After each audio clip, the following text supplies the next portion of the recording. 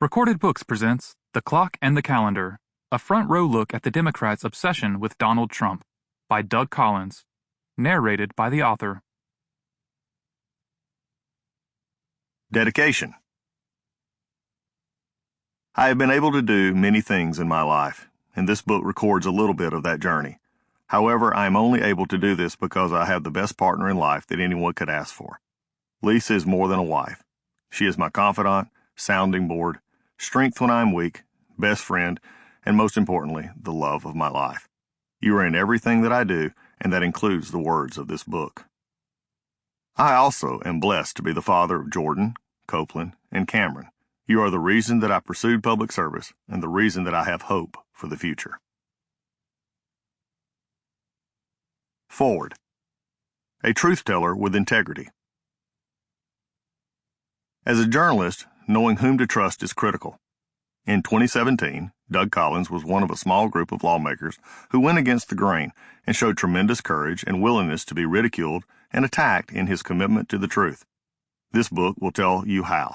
The Clock and the Calendar gives you a direct line into how President Trump's detractors tried to take him down any way they could. When I started covering Washington closely about 8 years ago, I had no idea the amount of dirty tricks and corruption that existed. I had come from the world of business and media, where cutthroats attacks certainly existed, and I did not think anything would compare to the backstabbing that I had seen firsthand. But I was wrong. I would never have imagined that one political campaign could come up with a completely made-up story against their political rival and be successful in rallying U.S. government agencies and the media to go along with it, and in doing so convince the entire country of a lie. I had no clue about the level some might stoop to undo their political enemies. This is one reason I was so outraged to learn all about the made-up Steele dossier in 2017 and 2018, and the hysteria that ensued across America about their so-called Trump-Russia collusion story. As a journalist for more than 30 years, I pride myself on my intuition and judgment, and once again it served me well here. I knew whom to listen to.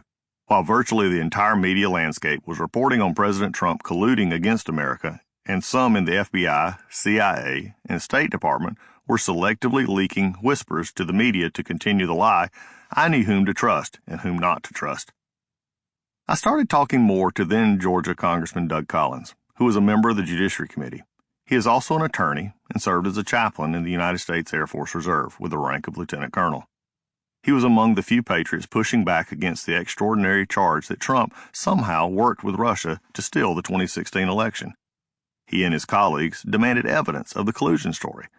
They walked me through how Democrats were leading a charge against Trump and made sure I understood the hypocrisy of certain lawmakers saying one thing behind closed doors and a completely different story while on Trump-hating networks CNN and MSNBC. It was astounding. The made-up dossier, the muddying up and wiretapping of innocent Americans like Carter Page and George Papadopoulos, the use of wiretaps, informants, and doctored evidence against Trump associates, while hiding the real exculpatory evidence the entire time. The leaks from government bureaucrats, one leak a day in President Trump's first days in office, 125 leaks in the first 126 days. 62 of those leaks actually threatened national security.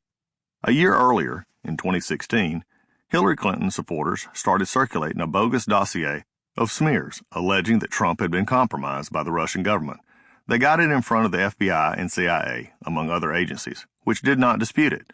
Nor did the leadership of those agencies report that the creation of the dossier was actually funded entirely by the Hillary Clinton campaign and the Democratic National Committee during a presidential election year. The campaign hired a law firm and political operatives to build the dossier against Trump. The author of the dossier, Christopher Steele, said his information came from primary subsources, who, by 2017, told the FBI under oath that many of the most sensational claims were simply made in jest. So the government agencies knew by the time Trump began his presidency that it was all made up. Yet they allowed the speculation to run wild for years to undermine his presidency. They went even further, employing the very surveillance tools usually reserved for terrorists and other foreign enemies against associates of Donald Trump.